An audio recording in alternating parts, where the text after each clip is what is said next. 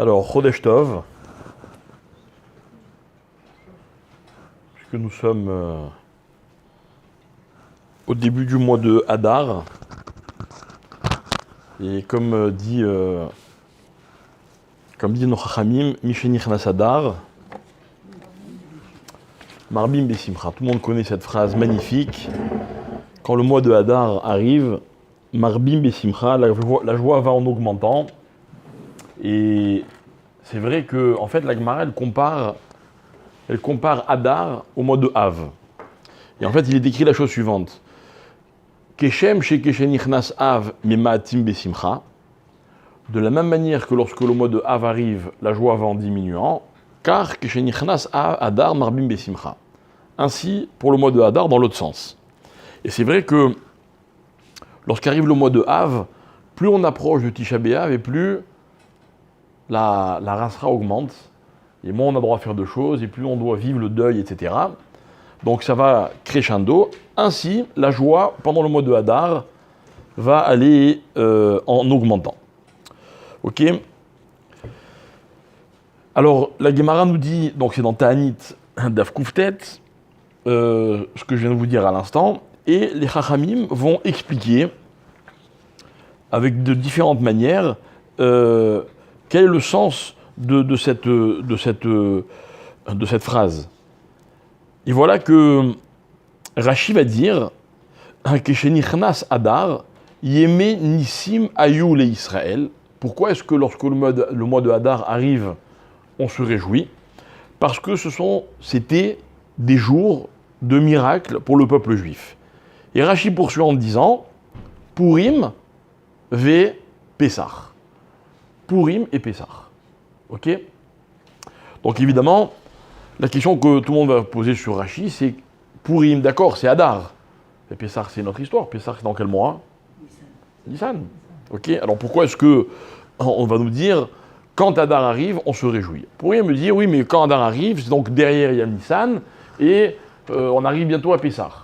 Mais il y a combien de jours entre Purim et Pessah? Un mois, 30 jours.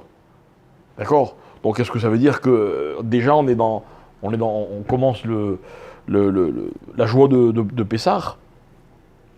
Alors en fait, il y a tout un pile-poule. Moi je vais juste vous en dire la quintessence. Nos maîtres vont expliquer qu'en fait, le mois de Hadar et le mois de Nissan ont un point commun, c'est que ce sont des mois qui sont entièrement dans l'ambiance des événements qu'on va y vivre. Prenons un exemple. Commençons par le mois de Nissan.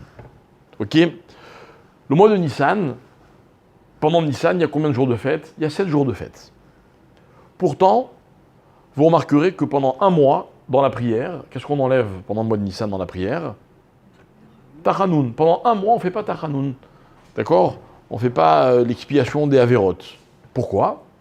Il y a différentes explications. En tout cas, ce qui est clair, c'est qu'on s'aperçoit que le mois de Nissan tout entier, c'est un mois qui est un peu festif.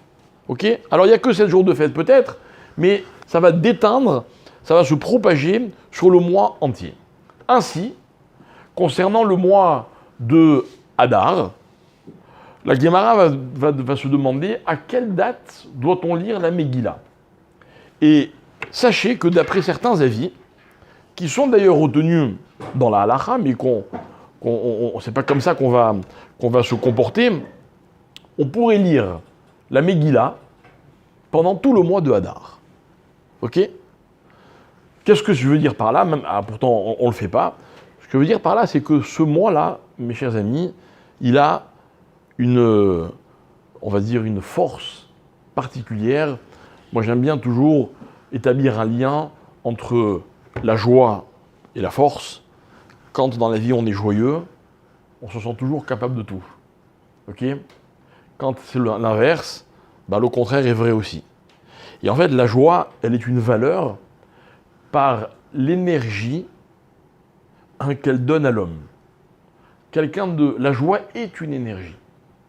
Alors, on ne va pas faire un cours directement sur la joie, dans lequel j'aurais pu vous expliquer que la joie, c'est une chose que l'on contient tous, et qu'il est parfois facile de l'exploiter, d'autres fois, il est beaucoup plus difficile de l'exploiter. Ce n'est pas le cours de ce soir. Peut-être que durant cette période, nous allons y revenir.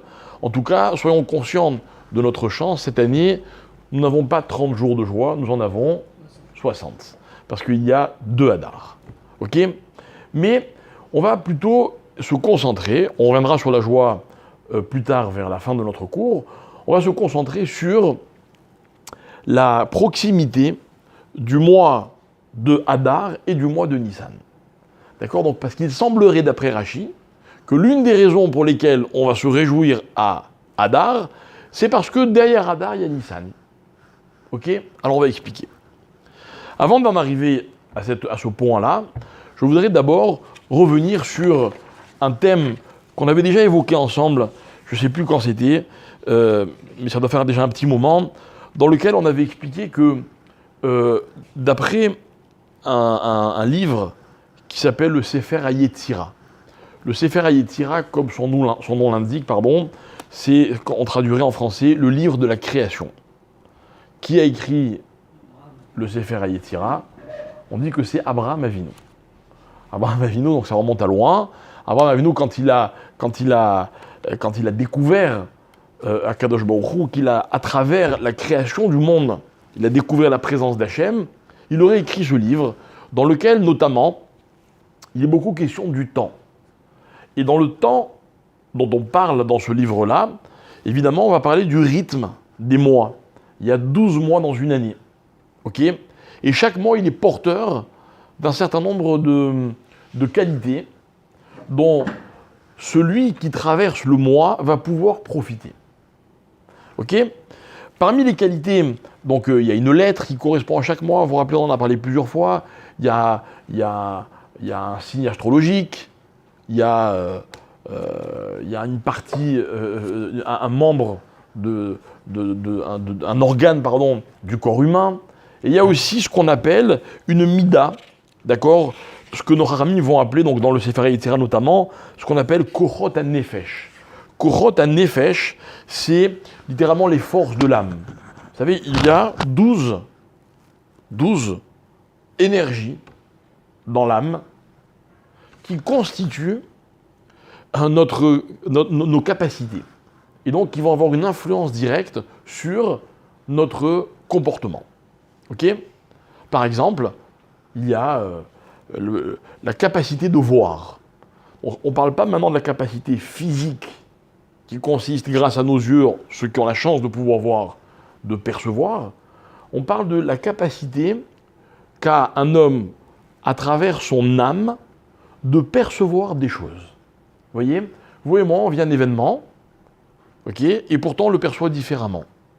Parce que votre corps de réia, donc de voir, d'acuité à travers votre âme, est différent forcément de celui des autres. Donc on perçoit les choses. Alors on perçoit en voyant, on perçoit en entendant. Donc il y a voir, entendre, vous voyez, il y a un certain nombre de facultés comme ça, mais qui ne sont pas directement liées à nos facultés physiques. Il va y avoir la tristesse, et il va y avoir également la joie. Mais attention, il y a un piège, c'est que la joie, dans ce contexte-là, n'est pas appelée simcha. Comment est-ce que la joie est appelée ? La joie est appelée tzrok. Tzrok, ça veut dire quoi ? Rire. Est-ce que rire et joie, c'est la même chose ? Non ? Comment vous savez ? Hein ? On ne sait pas. Si, c'est simple. C'est simple. Il y a des gens qui ne rient pas, et pourtant qui sont joyeux. Enfin, c'est ce qu'ils nous racontent. Hein. On ne peut pas savoir, mais c'est ce qu'ils nous disent. Mais il y a aussi des gens qui rient, et on sait qu'ils ne sont pas joyeux. Et pourtant, on va faire, nous, un amalgame. Pourquoi ? Parce que le srok, d'accord ? D'ailleurs, ce n'est pas le srok avec un tzadik, tzadé, comme on dit en Tunisie, c'est srok avec un sin. Vous connaissez la lettre sin ? C'est la même que shin, sauf que le point est de l'autre côté. Srok, ok ? Donc le srok, regardez ce que dit le texte, imlir hot kouf. Donc la lettre qui correspond au mois de Hadar, c'est la lettre kouf. Ok ? Kouf. Pourquoi kouf ? Comme ça en rigolant, ok ? Enfin c'est très sérieux, hein ? Bravo. Parce que vous savez que dans chaque lettre, il y a une valeur numérique, il y a une calligraphie, un dessin, il y a un mot, un nom, et chacun, il y a encore plein d'autres thèmes qui sont liés aux lettres. Et chaque thème lié à chaque lettre, évidemment, et tous les thèmes sont en rapport. Ok, alors kouf, c'est, en hébreu, kouf, ça veut dire skov, ça veut dire singe. D'accord? Et quelle est la particularité du singe? Plus exactement, c'est que c'est d'abord l'animal qui ressemble le plus à l'homme. Ok? D'où la notion qu'on va appeler, nous, tout de suite, imiter. D'accord? Ressembler, c'est souvent le résultat de celui qui veut imiter. Pas toujours, le singe, il ressemble à l'homme, physiquement, c'est comme ça qu'il a été créé, n'est-ce pas? Mais le singe n'est pas un homme. Ce qui ne veut pas dire que les hommes ne sont pas tous des singes, mais bon, ok, mais le singe n'est pas un homme. Mais il pourrait croire qu'il est homme, parce qu'il lui ressemble. D'accord? On va trouver la même chose à propos de la lettre kouf. La lettre kouf, disent nos chachamim, c'est la lettre qui ressemble le plus à une autre lettre. Oui, bravo. Elle est dessinée exactement de la même manière. C'est les mêmes courbes, les mêmes angles. Il y a une différence, c'est quoi? C'est que la barre qu'on trouve dans le kouf, elle descend plus bas que la barre du hé. Et alors? Le résultat, c'est que le hé, il repose sur 2 pieds, il est stable, alors que le kouf, il repose sur 1 pied, donc il est un peu bancal. De là, on apprend que quand on veut ressembler, on est bancal. D'accord? Quand on veut ressembler, j'espère que ça vous arrive jamais, hein? On n'est ni celui à qui on veut ressembler, ni complètement soi-même. Khlet. D'accord? C'est terrible de vouloir ressembler. Dans la vie, on est fort, on reprend notre même thème, que quand on est soi-même. Mais ça, c'est un autre thème. Donc la lettre kouf, c'est la lettre du mois de Hadar. Voilà pourquoi certains vont dire que c'est la raison pour laquelle à Purim, une des raisons pour lesquelles à Purim, on se déguise. D'accord? Tous les thèmes se retrouvent. Donc, la lettre kouf est associée à srok, donc le rire, parce que celui qui veut ressembler, il est ridicule. Et le ridicule fait rire. D'accord? Et on y a rattaché le signe du poisson, parce qu'il y a toujours un élément dans le monde qu'on appelle vulgairement le signe astrologique. En hébreu, on appelle ça le mazal, qui est lié à chaque mois, etc. Et le mois de Hadar, et je continue, mais ça devient un peu plus compliqué par la suite. Okay, tous ces thèmes-là se retrouvent à l'intérieur de ce mois qui s'appelle Hadar. Okay, donc on a parlé de Srok. Srok, c'est quoi? Srok, c'est le rire. Ok, vous savez ce que c'est le rire? Non, pas vous savez ce que c'est le rire. Vous savez d'où vient le rire? D'où vient le rire dans le monde? Allez, facile. Cassez-vous un peu la tête, dans 2 secondes. Si je vous donne un indice, vous allez tout de suite trouver. C'est un personnage de la Torah. Yitzhak. D'accord? Nos maîtres vont dire dans la Gemara que lorsque Yitzhak est né, alors le rire est arrivé dans le monde. Alors il y a 2 questions. La première, c'est que, est-ce que c'est sympa d'appeler quelqu'un un rire? Le rire, c'est bien, vous voyez, mais c'est pas très sérieux, c'est le moins qu'on puisse dire. Ok? La deuxième chose, c'est que s'il y en a bien un qui n'est pas rigolo dans l'histoire, c'est Yitzhak. C'est l'homme du din. Juste lui, il s'appelle Yitzhak. Ah, pourquoi il s'appelle Yitzhak? Vous connaissez l'histoire? Parce que Sarah, Alors, attention. On y arrive. Premièrement, Sarah rit quand on lui a dit tu vas avoir un enfant, quand elle a entendu qu'elle allait avoir un enfant. Mais je vous rappelle aussi que Abraham aussi, il a rigolé. Ok? Mais il y a eu pire que ça.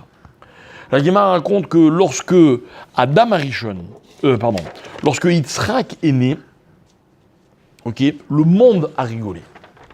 Le monde a rigolé.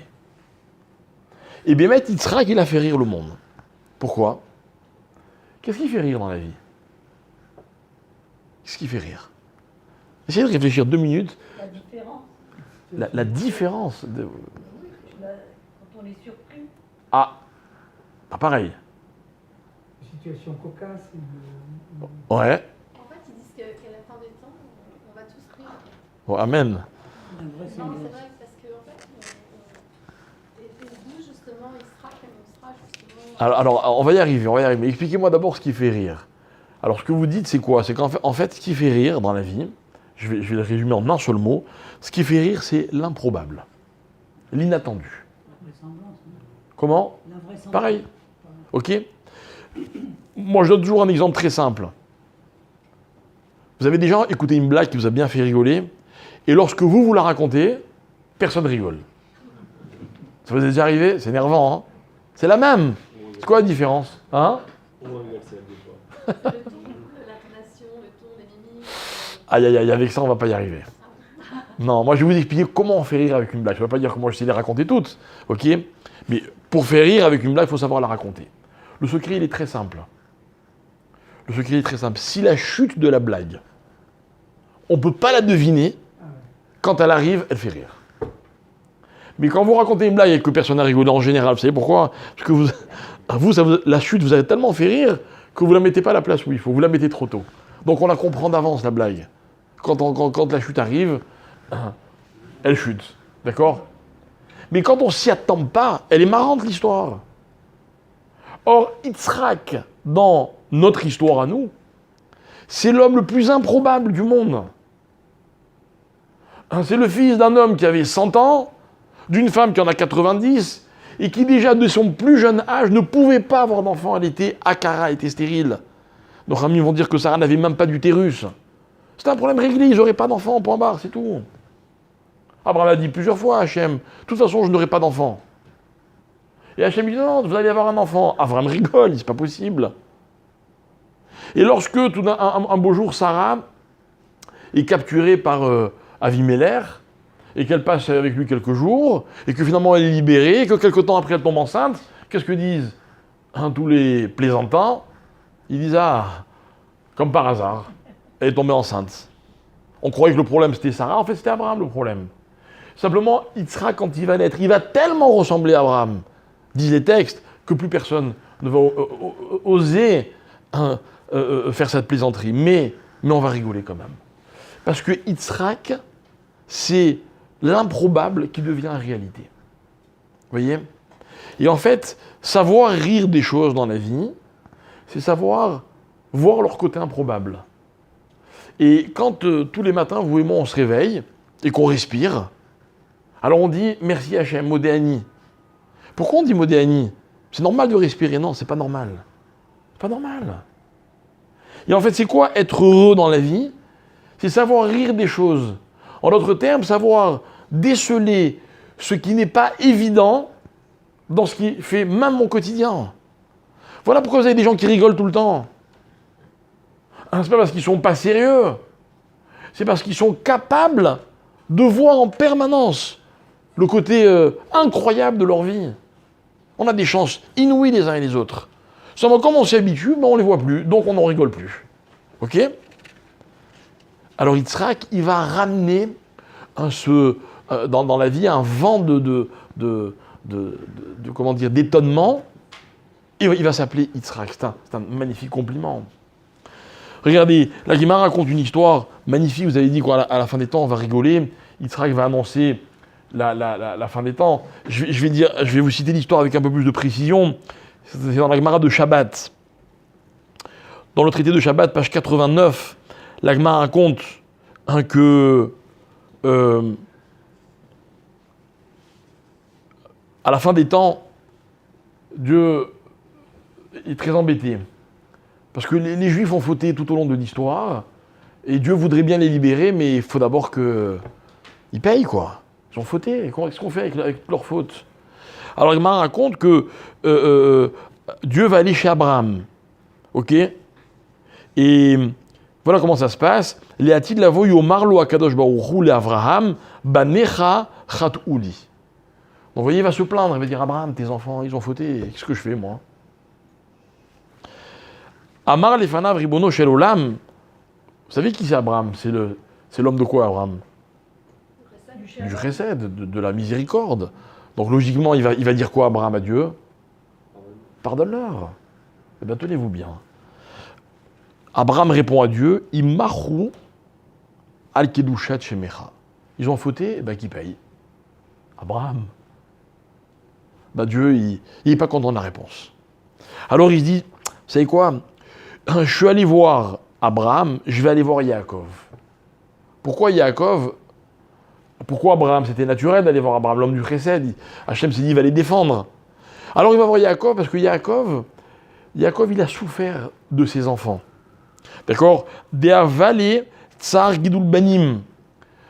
Ces enfants, c'était tous des tzadikim, mais malgré tout, rappelez-vous l'histoire de Dina, et puis l'histoire de Shimon et Lévi qui vont assassiner toute la ville de Shrem, et puis Yosef qui va être envoyé, qui va disparaître pendant des années et des années. Vous voyez, Yaakov, il est censé comprendre que l'éducation des enfants, c'est pas une simple histoire, quoi. Donc il va sûrement trouver une excuse, n'est-ce pas? Vous savez, les jeunes parents, ils sont toujours beaucoup plus rigoureux avec leurs enfants, parce qu'ils pensent qu'il n'y a qu'à éduquer nos enfants pour qu'ils suivent le chemin qu'on va leur indiquer. Mais quand la vie nous a un peu plus assagis, on se rend compte qu'en fait, entre ce qu'on donne à nos enfants et ce qu'ils deviennent, il peut y avoir un décalage. Ok? Donc Hachem se dit, Yaakov va sûrement défendre le peuple juif. Alors il lui dit, Banecha chatuli, Amar lefanav ribono sheolam imachu al kidushat shemecha. Même réponse qu'Abraham. Ils ont fauté, qui paye? Bon, alors Hachem se dit, bon, alors, j'ai essayé Abraham, l'homme du Chesed, j'ai essayé Yaakov, l'homme du Chinour, de l'éducation, je vais essayer Yitzhak. Avec le vieux, dit Dieu, ça n'a pas marché, avec le jeune, ça n'a pas marché, je vais aller chez celui du milieu. Et il lui dit comme ça, Banecha chatuli, tes enfants ont fauté. Réponse de Yitzhak, Amar lefanav, ribono shel olam, banai, velo banecha.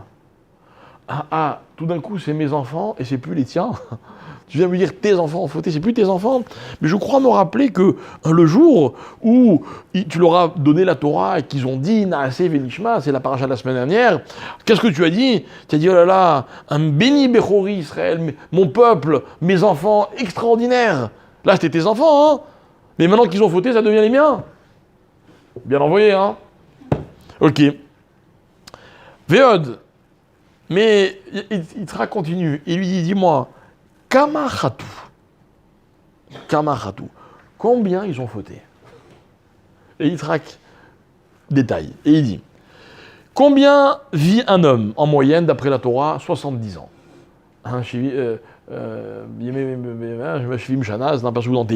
D'accord? Alors, Yitzhak dit comme ça, bon, un homme il vit quoi en moyenne 70 ans? Ok? Enlève les 20 premières années où l'homme n'est pas responsable de ses fautes. Ok? Vous savez qu'on a des obligations à partir de 13 ans, on devient responsable de nos actes à partir de 20 ans dans la Torah. Ok? Tout le monde a 20 ans là? Ouais? Fallait venir avant. T'as pas 20 ans? Non, profite pas. Ok?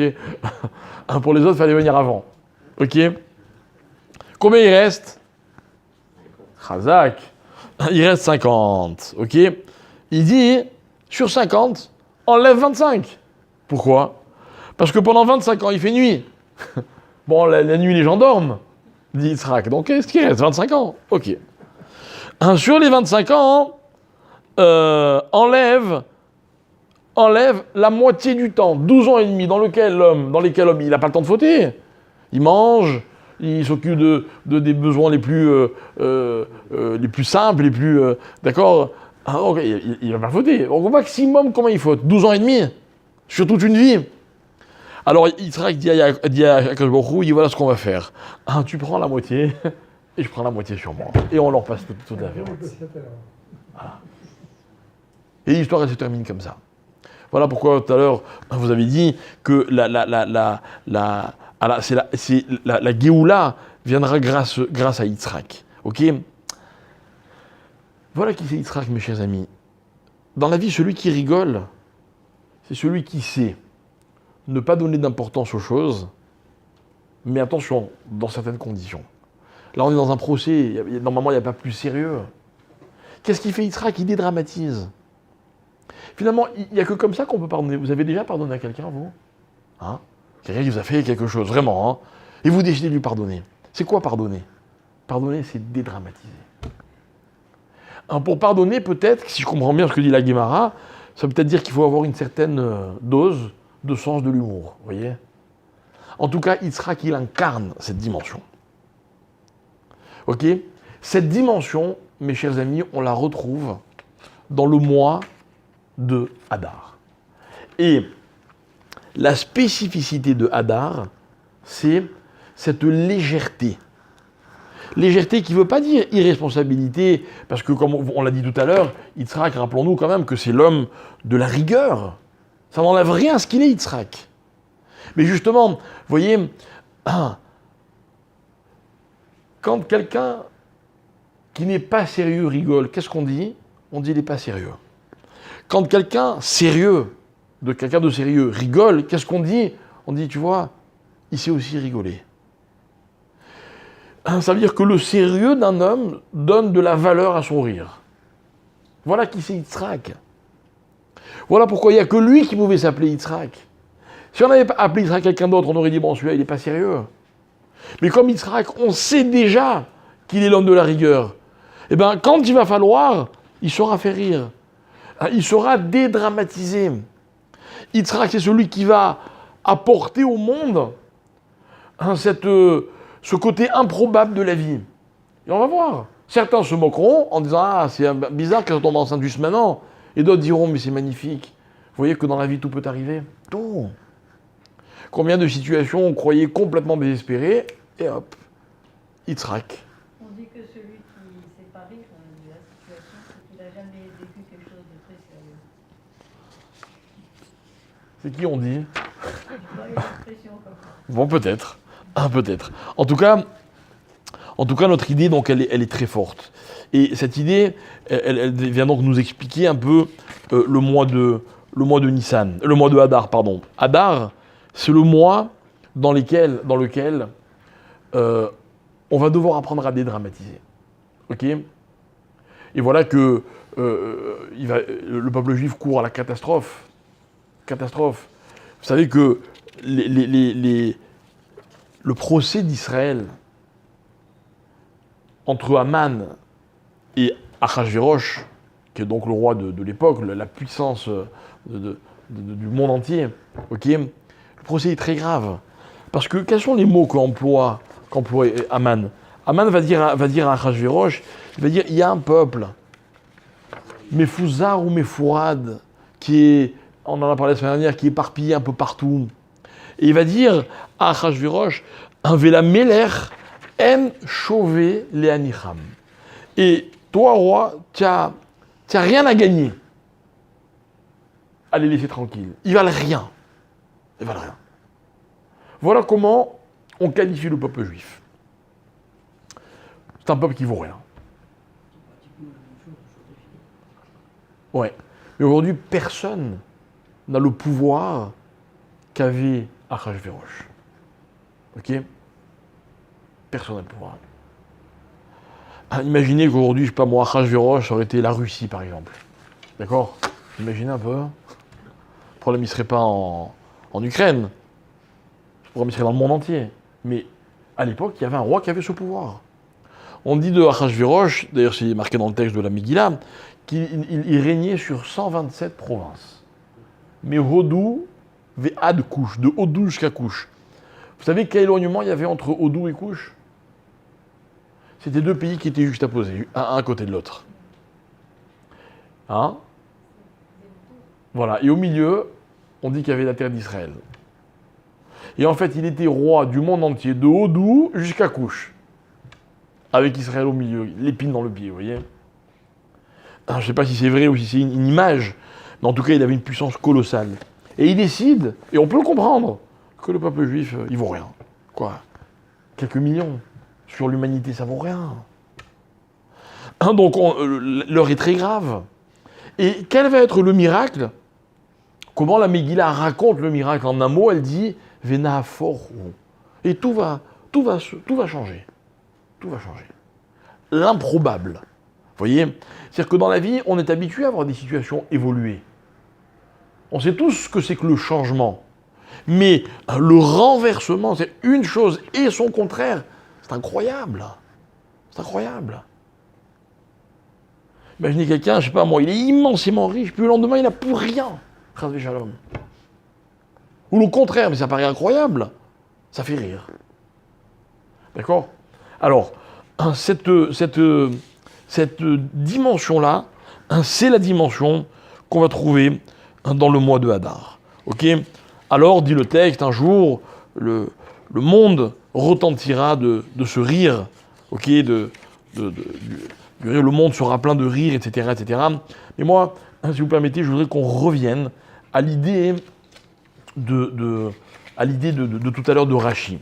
Quel rapport, pour expliquer cette idée encore mieux, quel rapport entre la teneur du mois de Hadar, à savoir la joie, et le fait que le mois de Hadar soit juste avant le mois de Nissan. Ok? Vous savez que dans le calendrier, il y a deux comptes. Il y a le compte des mois et il y a le compte des années. Le compte des années démarre à Rosh Hashanah. Le compte des mois démarre à Nissan. Alors il y avait cette fameuse discussion sur laquelle on reviendra très bientôt si Dieu veut, à savoir est-ce que le monde a été créé en Nissan ou le monde a été créé en Tishri. Ok? Et du coup, le mois de Nissan, c'est le premier mois. Pourquoi c'est le premier mois? Parce que c'est le mois dans lequel le peuple juif est sorti, donc c'est le mois où le peuple juif est né. Et voilà que la Torah va dire, Hachem va dire au peuple juif, avant qu'il sorte d'Égypte, vous allez sanctifier le mois. À Chodesh Azeh Lachem Rosh Chodashim. Ok? Le début de tous les mois. Et dans la Torah, il n'y a pas de date. Les mois ne portent pas de nom. Ils portent des chiffres. Pessah, c'est le 15e jour du premier mois. Rosh Hashanah, c'est le premier jour du 7e mois, dit la Torah. Kippour, 10e jour du 7e mois. Sukkot, 15e jour du 7e mois. Il n'y a pas de nom. C'est plus tard que les noms sont venus, il n'y a que des chiffres. Ok? Donc, lorsqu'arrive... donc le premier mois, pardon, c'est le mois de Nissan. Donc, quel est le dernier mois? Hein? Hadar. Le mois qui est juste avant. Ok? Donc là, mes chers amis, nous rentrons dans le mois numéro 12. Le dernier mois. Ok? Ah, qu'est-ce qui est mieux? Le début ou la fin? La fin? Ouais. La fin, c'est mieux si on a tout réussi. Mais si on n'a pas réussi, la fin n'est pas bien. Alors que le début, voilà, il est toujours bien. Un début, mes chers amis, c'est un potentiel. Un début, c'est une perspective. La perspective est toujours bonne. Tout est possible. Vous avez remarqué? Quand un enfant arrive au monde, qu'est-ce qu'on dit tous? Mazel Tov, pourquoi? Pas pour ce qu'il est maintenant, le bébé, il n'est pas grand-chose quand il arrive au monde. Moi, je dis toujours, on est là tous heureux, etc. Mais l'enfant, il connaît rien, comprend rien, il sait rien faire. Il est rien, quoi. Alors pourquoi on est heureux? Et alors? Parce que tout est possible. Parce que chaque enfant qui arrive au monde, on se dit, ah, celui-là, c'est adulte, Mashiach. D'accord? J'ai assisté un jour à une Brit Mila, il n'y a pas très longtemps, et le père, il racontait à la Brit Mila, il disait, mon fils, il m'a donné une force incroyable, on dirait qu'il parlait d'un événement qui s'était déroulé des années avant. Il dit, je suis sorti de l'hôpital avec mon fils, et je me suis dit, et vous allez voir, hein, tous les deux, on va changer le monde. D'accord? Très bien, c'est mignon. C'est mignon, possible. Vrai ou pas, on verra. En tout cas, c'est possible, parce que c'est un début. Ok? Alors, quand on est dans le début, on est convaincu que tout est possible. Quand on est à la fin, hein, ça dépend. Il y a un passage dans la Torah qui va décrire le début et la fin de l'année. Un passage dans lequel il est écrit Mireshit Hashana ve'ad Acharit Shana. Du début de l'année jusqu'à la fin de l'année. Comment s'appelle le début? Réchit. Réchit, c'est le début des débuts. D'accord? C'est-à-dire que dans la Torah, on remarquera qu'il n'y a pas plus début que ce qui s'appelle Réchit. On va trouver le mot Réchit au début de la création du monde, on va trouver Réchit au début de l'année, comme je viens de vous le citer, on va trouver Réchit dans les fameux prémices qu'on offrait au Beth Amikdash. Bref, il y a plein de Réchit dans la Torah. Le mot qui désigne la fin, il est un peu problématique. Il s'appelle Acharit. Quelle est la racine du mot Acharit? Facile. Hein? La racine. Acher. D'accord? C'est quoi Acher? L'autre. Acher, ponctué comme ça, c'est l'autre. Si vous le ponctuez un peu différemment, vous l'appelez A, vous le lisez Achar. C'est quoi Achar? Achar, c'est un après. Dans tous les cas, il y a une connotation péjorative. D'accord? D'abord, parlons de Acher. Vous aimez qu'on parle de vous en disant l'autre? C'est très méprisant, l'autre. D'accord? C'est improbable, hein, que ça fasse rire. Mais c'est très méprisant, dire l'autre. Et pourtant, il y a des hommes qu'on a appelés l'autre. Rappelez-vous le fameux Elisha ben Abouya, qui avait complètement viré, c'était un grand maître qui était parti très loin, qui avait tout rejeté en bloc, etc., blasphémé. On l'appelle Acher. Acher. Ok? Mais c'est péjoratif. Achar, vous avez dit, ça veut dire après. Après aussi, c'est péjoratif. Ok? Si vous devez choisir, mes chers amis, vous prenez la première place ou celle d'après? Première place. Après, ça veut dire qu'on est déjà relativement à autre chose ou à quelqu'un d'autre, on est déjà moins. Ok? Par exemple, quand on parle de quelqu'un, ok, on parle toujours de devant ou de derrière. L'ifnim, d'accord, ou les achor. L'ifnim ou les achor. D'accord, donc c'est toujours une notion, on va dire un petit peu rabaissante. D'accord? Écoutez bien. On va essayer de créer un enchaînement avec ce qu'on vient de dire, entre tout ce qu'on vient de dire. Le début, c'est jamais mal. D'abord parce qu'il n'y a rien eu, il n'y a encore rien eu, et deuxièmement parce que tout est possible. Donc le problème, en général, il n'est pas dans le début, il est dans la suite. En quoi est-ce que la suite peut être un problème? Écoutez bien. C'est quand la suite ne correspond pas au début. Ok? J'explique. On va prendre un exemple.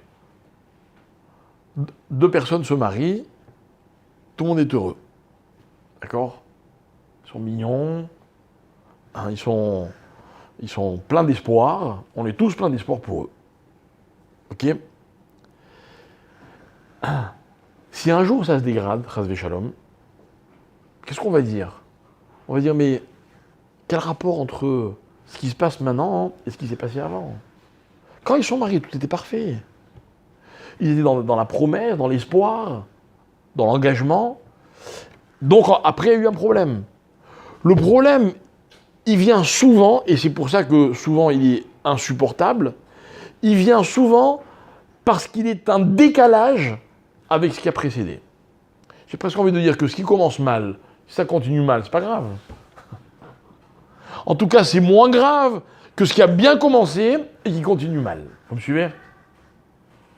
Et le pire de tout, c'est que quand on arrive à la fin de quelque chose, la vraie question, c'est de savoir, est-ce que la fin, jusqu'à la fin, on est toujours dans la même dynamique, c'est-à-dire que ça correspond toujours, on est en phase avec le début. De là, il n'y a qu'un pas à franchir pour dire que la définition de la réussite, du succès, c'est quand la fin correspond au début. D'accord? Et croyez-moi, c'est pas évident. Mais vous le savez déjà.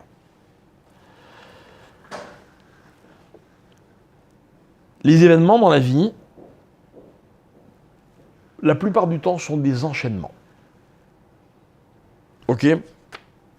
Ce qui peut nous faire dire que les événements, chacun séparément, sont bien, ne sont pas problématiques. Le problème, c'est dans l'enchaînement qu'on va le trouver. Prenons un exemple. Quels sont les mots employés par la Torah pour nous interdire et nous mettre en garde contre l'idolâtrie? Vous connaissez? Lo yelecha Elohim acherim. D'accord? Tu n'auras pas d'autre Dieu.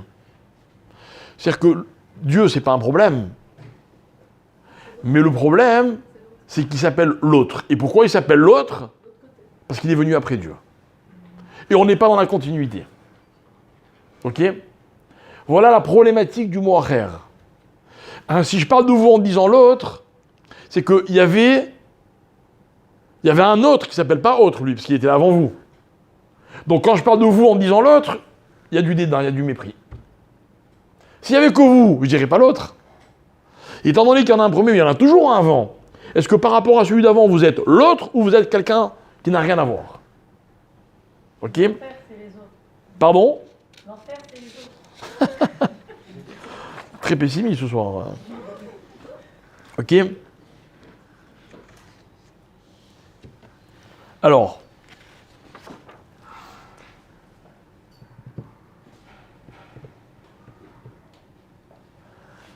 on est d'accord que le problème, il n'est jamais dans le début, le problème, il est toujours dans la suite.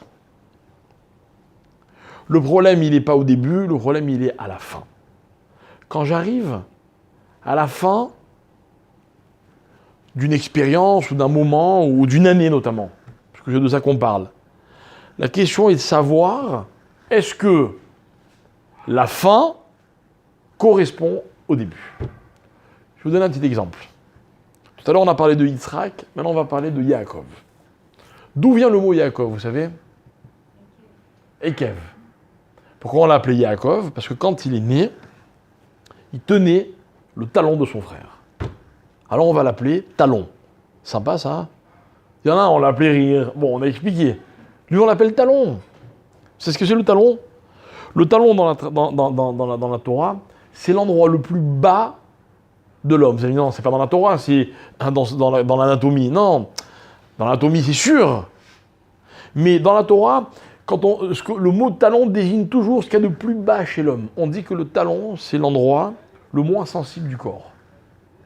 Ok? Oui? Et pourquoi il y a un yod avant alors? Ah, on va y arriver, mon cher ami. 2 minutes. Le talon, écoutez bien, quand un homme avance, c'est ce qui reste toujours le plus loin derrière. Ok? Voilà ce que c'est Ekev. Pourquoi on appelle Yaakov Ekev? Réponse. Au mot Ekev, on rajoute un Yud. C'est quoi Yud? Yud, c'est le futur, bravo.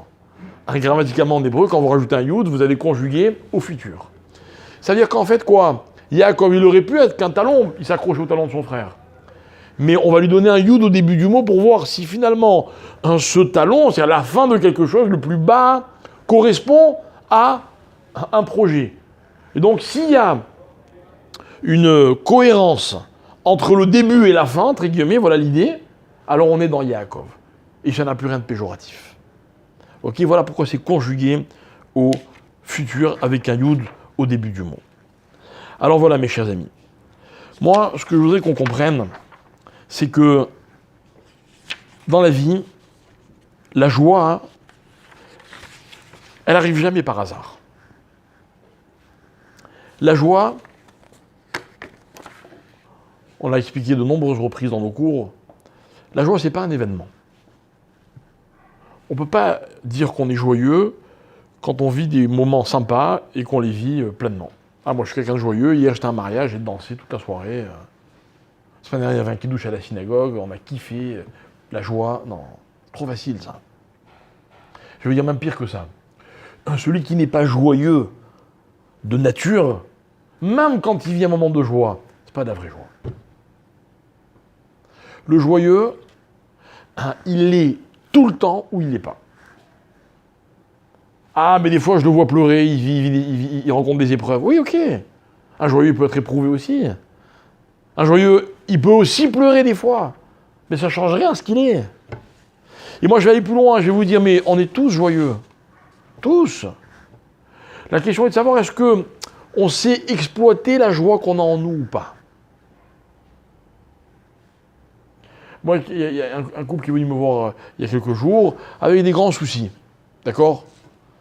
Et la vérité, ils étaient un peu tristes, quoi. Et donc, avant de me raconter leurs soucis, je me suis dit, oula, ça va pas être évident. Et leurs soucis, ce sont des vrais soucis. Moi aussi, j'ai failli me mettre à pleurer avec eux. Vous savez, mais c'est ce que je leur ai dit, j'avais pas de solution à leurs problèmes.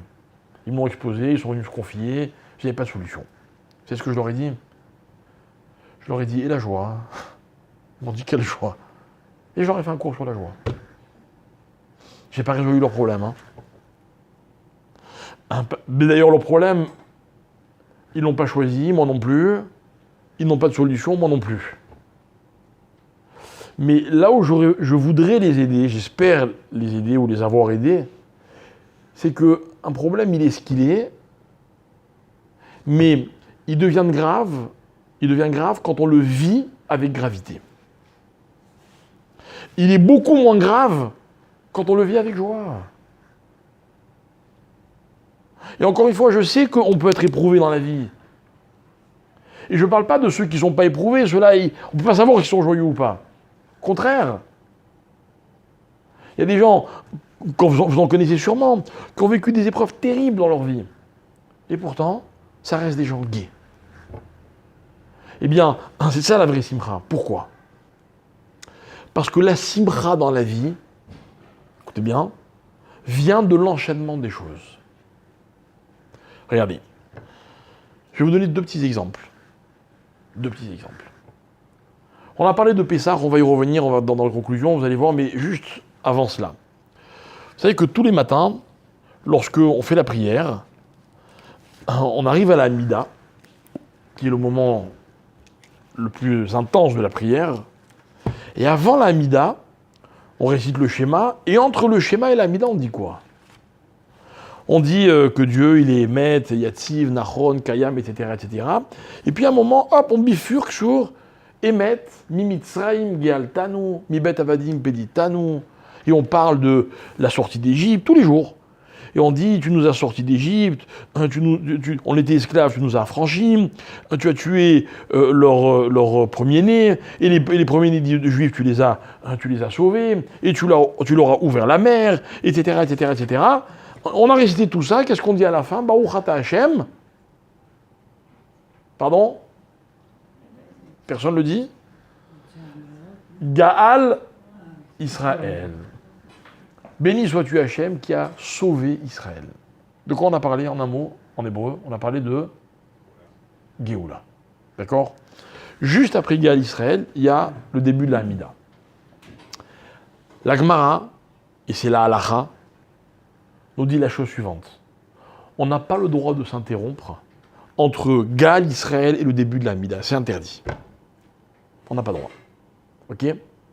C'est-à-dire que si vous êtes à Gaal Israël et qu'à ce moment-là, il y a une kedusha dans la synagogue, ou il y a un kaddish, ou n'importe quoi, vous ne pouvez pas vous interrompre. Vous devez commencer votre Hamida. Vous auriez pu vous interrompre juste quelques lignes avant, mais là, à ce moment-là précis, on ne peut pas. Pourquoi? Et la Gemara, elle va dire parce que Somrim, Geoula, Litfila. Parce qu'on doit littéralement coller la Géoula et la prière. C'est flou comme notion. La Gemara a raconté l'histoire d'un rave, j'ai oublié comment il s'appelle, dans le Brachot, là-bas la Gemara raconte que lui disait, quand j'ai réussi à juxtaposer sans interruption, à passer de Gaal Israël au début de la Hamida, je sais que je vais avoir une bonne journée. Et moi, quand j'ai lu cette Gemara la première fois de ma vie, je me suis dit, c'est pas le seul, moi tous les jours je le fais. C'est vrai, quoi. Qu'est-ce qu'il y avait de spécial? L'idée, elle est un peu plus profonde. L'idée, c'est la suivante. Vous savez, on peut tous prier, c'est facile de prier. Facile. Vous récitez l'Amida Quel mal il y a à réciter, quelle difficulté il y a à réciter l'Amida? Vous dites à Dieu, il est grand, il est gentil, il nous gâte, il nous aide, il guérit les malades, bon bref, ok. Et puis après, vous dites à Dieu, donne-moi l'intelligence, accepte ma teshuva, donne-moi la Géoula, donne-moi la guérison à tous les malades, donne-moi la bracha matérielle, financière. Facile quoi. On a tous des galères quoi. Donc là, qu'est-ce qu'on va faire? On va dire à Hachem, arrange-nous nos problèmes. Non, écoutez bien. Ça, c'est la prière. Si elle avait été dite toute seule. Mais il y a une autre prière, il y a un autre niveau dans la prière. L'autre niveau dans la prière, c'est le suivant. C'est que quand vous avez parlé de la Géoula, quand vous réalisez que Dieu, ben finalement, il nous sauve constamment. Constamment. Alors, il y a eu la Géoula d'Égypte, mais depuis, il y en a eu plein. Il y a eu des Géoulottes dans le peuple juif, mais vous et moi, on en vit tous les jours des Géoulottes, tous les jours. Tous les jours, on vit des problèmes et on voit des solutions. Je ne vais pas vous faire un schéma parce qu'on pourrait y passer des heures, mais je suis sûr que vous comprenez très bien de quoi je veux parler. Et si vous ne comprenez pas, n'allez pas vous dormir ce soir, hein, tant que vous n'avez pas trouvé de quoi on parle. Il faut ouvrir les yeux, quoi. Il faut voir tout ce que Dieu nous arrange. Ok? Maintenant, écoutez bien. Cette Guémara, elle veut me dire la chose suivante, c'est que la prière, c'est bien, mais prier parce que je réalise que Dieu passe ma vie à m'aider, ça n'a rien à voir. Et en fait, écoutez bien, quand la Guémara dit qu'on n'a pas le droit de s'interrompre, ça veut dire quoi? La Guémara veut nous dire la chose suivante, quand tu réalises à quel point Dieu te vient en aide, tu ne peux pas faire autre chose que de prier, quoi. Tu ne peux pas t'empêcher de dire « Oh, mais c'est vrai, Baruch Ata Hashem, Elokeinu Avraham, Elokeinu Yitzhak, Hael Agadol, Agibor. » Tu ne peux pas dire autre chose. Si vous êtes capable de vous interrompre entre les deux, c'est-à-dire que ce n'est pas d'un même élan que l'un amène à l'autre, c'est une prière, hein, c'est sûr. Je ne vais pas vous dire que ce n'est pas une prière, ça n'a rien à voir. Et attention, voilà le mot clé. C'est une prière qui sera dite mais pas avec la même joie. Que si votre prière, elle découlait directement du fait que vous réalisiez de la place de Dieu dans vos vies, dans nos vies. Hachem, il adore les prières des Juifs, hein, c'est un fait. Mais vous imaginez ce que vaut pour Hachem une prière qui est dite dans la joie. Quelle joie? La joie de celui qui réalise de la place qu'a Dieu dans sa vie. Tout à l'heure, je vous disais, on se lève le matin, on dit modé. C'est quoi modé? Merci Hachem, si je respire, c'est grâce à toi. Merci Hachem, si je marche, c'est grâce à toi. Merci Hachem, si quand je me lève, il y en a peut-être qui sont un peu jeunes ici, ils ne savent pas encore ce que ça veut dire, j'arrive à me déplier, quoi, vous voyez? Il y a des gens qui n'arrivent pas à faire relâcher. Moi, j'arrive. Merci Hachem, parce que j'ai de quoi manger. Et parce que je vois, et parce que, etc., etc. Ben, quand je vois tout ça, ben, je suis fou de joie, quoi. Et ben donc, je vais prier. Alors disait ce Rav Yudel, maintenant je me rappelle, il disait, mais moi, quand j'ai dit Gal Israël, et que dans la foulée, j'ai réussi à ce que ce Gal Israël, il m'amène à la prière, ah, je sais que ma journée, elle va être bonne. Quand je suis capable de tracer ces traits d'union, vous voyez, c'est-à-dire de créer des enchaînements, alors je suis dans la joie. C'est quoi la joie? Comment on dit heureux en hébreu? On dit haché. Haché, c'est un pluriel. Si en français heureux, c'est un pluriel, ils ont copié de l'hébreu. D'accord? Pourquoi haché, c'est un pluriel? Pourquoi? Parce que seul, on ne peut pas être heureux, c'est impossible. Avec tout ce que j'ai comme qualité, je ne sais pas vous, hein, mais moi, je suis bourré de qualité. Hein. Mais seul, ça vaut rien. Ah, quand je suis avec quelqu'un d'autre, alors là, je suis heureux. Pourquoi? C'est un enchaînement, vous voyez, il y a lui et moi, ou elle et moi, on est ensemble, puis donc, voilà, on a tout valorisé, quoi. Je ne vois plus la même chose. C'est ça la joie. Pourquoi est-ce que lorsqu'on m'apprend qu'un tel a eu un enfant, Mazel Tov, ça me fait plaisir, pourquoi? C'est pas ton enfant, quel rapport? Non, mais ça continue, vous voyez? C'est magnifique, quoi. La vie, le monde continue. Ah, un tel et une telle se sont mariés. Ah, Mazel Tov. Mazel Tov de quoi? Vous étiez récemment à des mariages? Hein? Ça vous a fait plaisir? Plaisir de quoi? Vous êtes rentré chez vous le soir, tout a conduit normalement, le matin vous aviez des cernes, vous étiez fatigué, Votre vie n'a pas changé. Pourquoi vous avez dansé hier soir? Non, mais de voir que les choses s'enchaînent, les gens se rencontrent, et puis ils s'unissent. Et donc la vie, le monde va continuer. Mais c'est ça la vraie joie. La vraie joie, si ce soir vous écoutez un cours et qu'il vous fait plaisir, vous remarquerez, c'est pas parce que le cours est bon ou pas bon, non, parce que entre vous et le cours, il y a un rapport. Si par hasard, dans le cours que vous écoutez ce soir ou un autre soir, vous dites, ah c'est marrant, juste aujourd'hui, alors là c'est le bonheur total, quoi. C'est l'enchaînement des choses. C'est la façon dont les choses sont liées, vous voyez. Eh bien, c'est quoi la joie suprême? C'est quand l'enchaînement existe du début jusqu'à la fin. Parce que si l'enchaînement existe du début jusqu'à la fin, eh bien, qu'est-ce qu'il va y avoir après la fin? Il va y avoir un nouveau début. Et puis ça va recommencer sans arrêt. Voilà, mes chers amis, ce que c'est Adar et Nissan. Nissan, ça va recommencer, on en parlera, on a 60 jours devant nous pour en reparler, ok? Mais Adar. Voilà le programme de Adar, mes chers amis. Et vous allez voir que 60 jours, c'est pas de trop. 60 jours, le mois de Hadar, c'est le mois dans lequel l'année se termine, d'après ce qu'on a expliqué. Maintenant, il faut absolument que je fasse en sorte que la fin de mon année s'accorde complètement avec le début de mon année. Vous vous rappelez le début de l'année? Vous savez, le début de l'année, là, on a pris des bonnes résolutions. Là, on s'est dit, cette année... Oui. Eh ben, c'est pas à Nissan qu'on prend les résolutions. C'est à Ticherie. On a peut-être dit que vous étiez pessimiste ce soir. Moi, c'est à Nissan.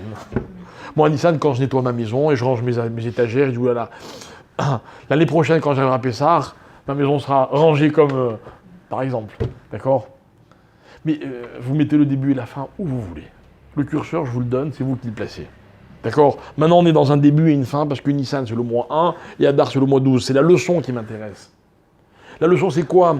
C'est d'arriver à faire en sorte que la fin de ce que je fais, de ce que je vis, corresponde au début de ce que j'ai vécu. Ok? Vous savez comment la Torah nous annonce la mort de Abraham, de Yitzhak, de Yaakov? Vous savez comment elle dit la Torah? Elle dit « Vaillé Asef el Amav ». Je traduis, il a rassemblé ses jours. C'est quoi rassembler ses jours? Vous voyez, il avait un panier dans lequel il a pu mettre tous ses jours. Il n'y en avait pas un seul qui ne rentrait pas dans cet ensemble, dans ce panier. Ça veut dire en d'autres termes que la fin de leur vie correspondait exactement au début de leur vie.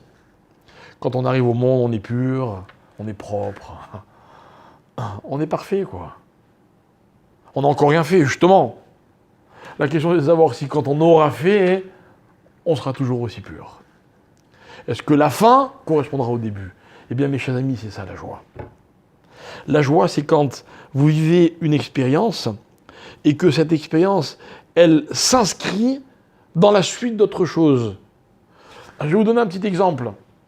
Moi, je suis toujours un peu triste quand les gens ont du plaisir à vivre ce qu'on appelle vulgairement des tripes. Vous voyez? Genre des sensations. Moi, je m'efforce de démontrer que la Torah, c'est pas vivre des sensations.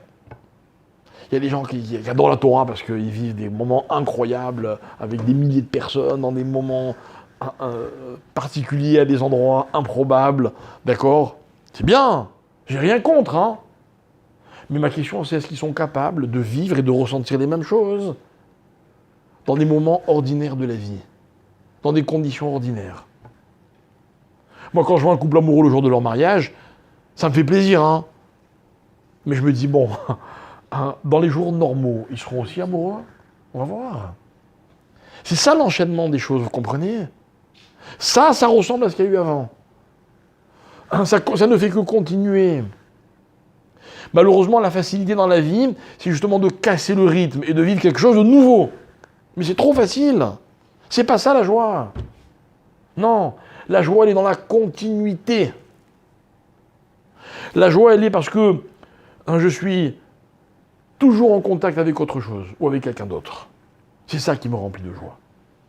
Alors en fait, On avait commencé notre cours de façon sympathique, en disant magnifique, le mois de Hadar, c'est le mois de la joie, et on conclura en disant qu'en fait la joie, c'est un vrai travail. C'est un vrai travail. La joie, la vraie joie profonde, sincère, c'est l'harmonie. C'est l'harmonie. Moi, j'ai envie qu'à la fin de l'année, et peut-être même un jour à la fin de ma vie, si tu veux, de la nôtre, à 120 ans, on puisse lui dire, en fait, ma vie était harmonieuse. Bon, c'est vrai, des moments plus, des moments moins, évidemment. On est des hommes. Mais il y a une harmonie, quoi. Il n'y a pas des moments qui n'ont rien à voir les uns avec les autres. Un gentil, on attend de lui qu'il soit toujours gentil. Parce que être gentil, parfois, on en est tous capables. Vous voyez ? La joie, c'est la même chose. Les vrais joyeux sont ceux qui sont tout le temps joyeux. Ça ne veut pas dire qu'ils vont rire tout le temps, non. Mais ce qu'ils vont faire, ils vont le faire avec joie. Et pour y arriver, c'est très facile. Il faut essayer de vivre chaque expérience comme étant la suite normale de ce qui a précédé et ce qui annonce l'expérience qui va suivre. Vivre de façon occasionnelle, avoir des moments de ma vie qui sont très beaux, c'est pas ça qui fait de moi ce que je suis. C'est pas ça Marbim Bessimra. Marbim Bessimra, vous voyez, c'est une courbe. Marbim, ça va en augmentant. En fait, en d'autres termes, si je me suis bien fait comprendre, plus on va approcher de la fin, et plus la joie elle va être intense. Si on est dans l'harmonie. Voilà mes chers amis. L'objectif qui s'appelle Simcha. On en reparlera parce que c'est un thème qui est tellement riche que... Et puis bon, comme c'est Hadar pendant 2 mois, on aura l'occasion d'y revenir. Et déjà, je voulais, pour que ce mois qui commence à peine, démarre dans cette dimension qui s'appelle la joie, vous faire part de cette réflexion. Merci beaucoup. Oui. Pardon? Et Tishri, et Reshvan, et Kislev. Les mots ont des origines qui sont des fois un peu